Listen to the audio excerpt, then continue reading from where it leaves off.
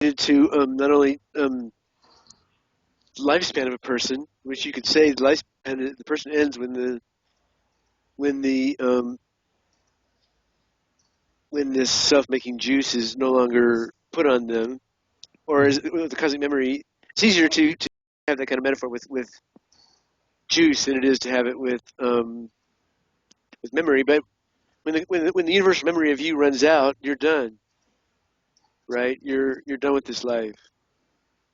Well, maybe, but do we know that this life is discontinuous with the next one, if there is a next one? Or is there some continuity that bridges lives? Well, you know that you're done with your body. Let's put it that way. Yeah. So that At the particular end of pattern is gone.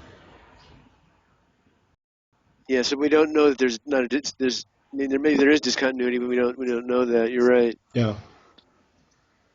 Um, But from everything we see, the universe seems to be continuous, right? There don't seem to be that many singularities or discontinuities in nature. And so it might be reasonable to speculate that why would there be discontinuities in death? Why would there be consistency and continuity if that seems to be something valued by the universe? So you wouldn't expect death to be radically different. because there's not discontinuities generally anyway. Right. Mm. I mean, this is kind of going against the God in the gaps argument. Mm-hmm. Right. Things God in seem, the gaps. Places where there's gaps in scientific theory, people invoke the idea, okay, that must be where God is.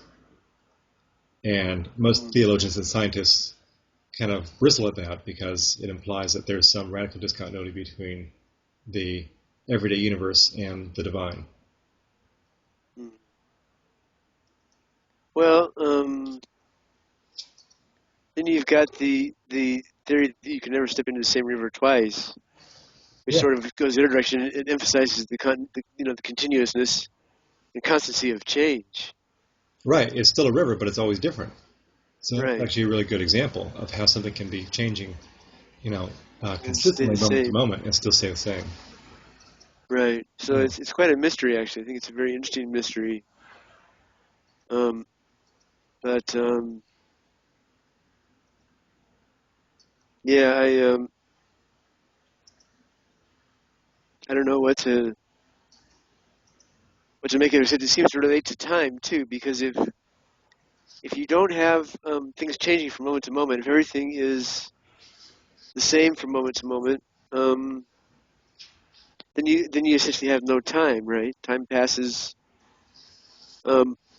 never passes because there's no change of any sort. Right. Time is a marker for change. Right, right. So if on the one hand it makes possible time, and on the other hand, it says that that aren't the same every moment from one moment to the next. They are the same for purposes of time. I mean, they're not the same for purposes of time. They are the same for purposes of continuity. So it's kind of like a yin yang thing. Yeah. There's Yin yang. they're complementary perspectives, right? So things are both dynamism and stillness, and that's the paradox. Right. So life, maybe representing the dynamic aspect of that, and death representing the stillness aspect. Because things change in a relative way, and yet from the perspective of unity, they don't change at all, because you need separation to indicate change. And without that, there's no change from the perspective of unity. Right. Without some kind of constant, without some kind of underlying dynamism in the field, there's no sense of time passing. There can't be time passing. Right. Right. So what does that mean for when you were talking about the arising? So each arising, say that again. So the idea is that everything in the universe is freshly arising out of nothing.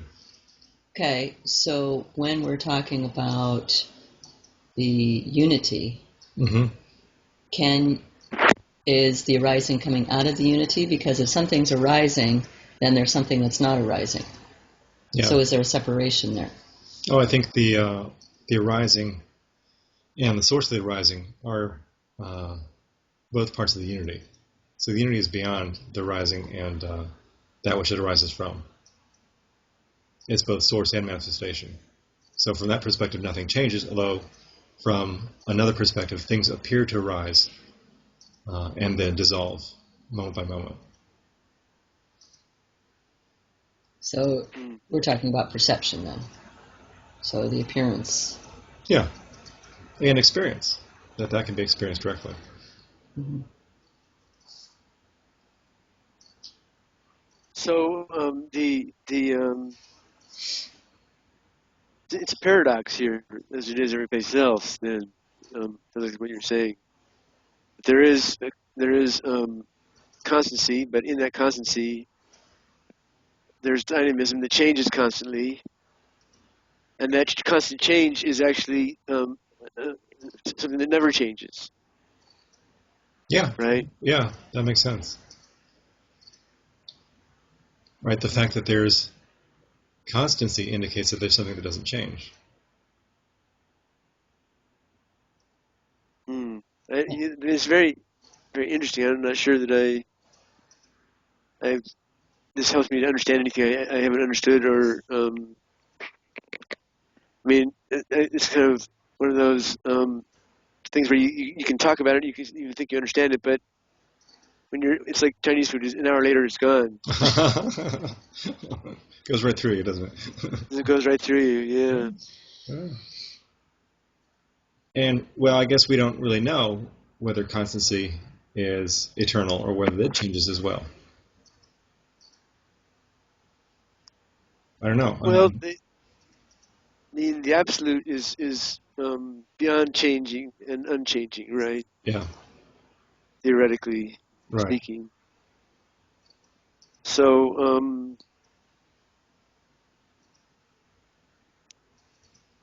but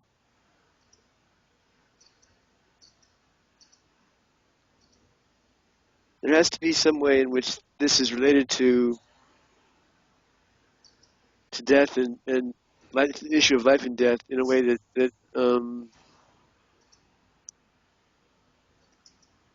don't know, adds real sense of insight. Well, perhaps from the perspective of the absolute, death doesn't exist, because it appears to be a relative change from our perspective. I mean, a radical change, but yet it's relative to the absolute. So from the perspective of the absolute, no one lives and no one dies, because it's all unity expressing itself in various forms. I'm not following that. So can you say that again? We see, in our ordinary lives, we perceive death as a radical change of existence. Right? Someone's animated, and the next moment they're not.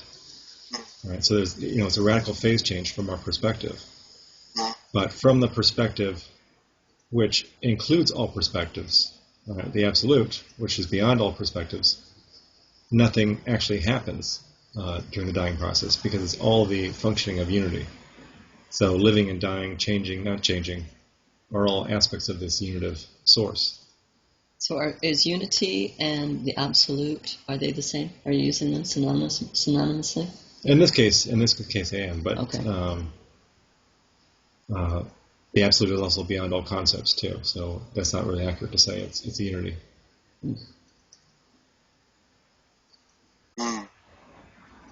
It's just like the universe evolving is changing within its own context, but from a larger perspective, the universe may not be changing at all. It may be just simply a dynamic occurrence in a larger superspace. So there might be an even larger context, within which we're not seeing. Well, there's always a possibility for a larger context, right? Yeah.